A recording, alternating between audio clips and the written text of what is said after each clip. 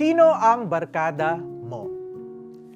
May kasabihan, tell me who your friends are and I'll tell you who you are. Sinasabi rito na kung ano ang ugali, paninindigan, paniniwala at kinikilos ng kaibigan mo ay may malaking impluwensya rin sa pagkatao mo. Kung ang ugali niya ay masama, ikakasira mo rin ito. As human beings, we want to belong and be accepted. But the need to be in a friend group does not free us from the responsibility of choosing our group wisely. Our choice of friends is critical not only to our social existence but also to our personal well-being. Hindi may pagkakaila na malaki ang impluwensya ng mga taong nakapaligid sa atin. To say that we can't be swayed by bad influence is easier said than done. Ilan na bang kabataan ang nakita nating napariwara dahil sa maling barkadang sinalihan? Ilan na ba ang teenagers ang natutong magrebelde at sumagot-sagot sa mga magulang nila dahil yon ang nakikita nila sa mga kaibigan nila? Ilan na ba ang estudyanteng nahulihang may kodigo kapag may exams dahil yun ang gawain ng friends niya?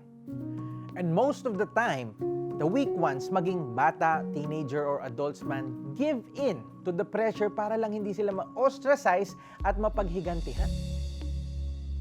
Let 1 Corinthians 15:33 remind us of what will happen if we choose to be in bad company. It corrupts good character.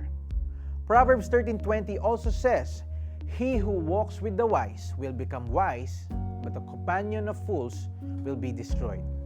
Do you want to be destroyed? Do you want to get into trouble, suffer harm?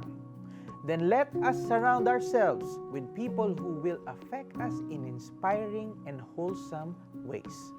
Let us stick with people who will be encouragers and not discouragers. People who will help us seek God and motivate us to do good, pursue good, and inflict good towards others. Let's pray. Mahal naming Ama, paligiran po ninyo ako ng mga taong kayo mismo ang pumili upang maging mga kaibigan ko. Ilayo po ninyo ako sa barkadang nag-uudyok sa aking gumawa ng masama, magsinungaling at maghangad ng pagbagsak ng iba. Bigyan po ninyo ako ng lakas ng loob na lumayo sa mga barkadang pumipigil sa akin na maging mabuting tao. Are you a part of a friend group that seeks harm towards others and self? Seek strength from God and wisdom from the Holy Spirit about what steps to take. Be humble. Be humble to listen to what God is telling you to do. Huwag kayong paloloko. Ang masasamang kasamay nakakasira ng magagandang ugali. 1 Corinthians 15:33. This is Jericho Arceo saying, choose your friends wisely.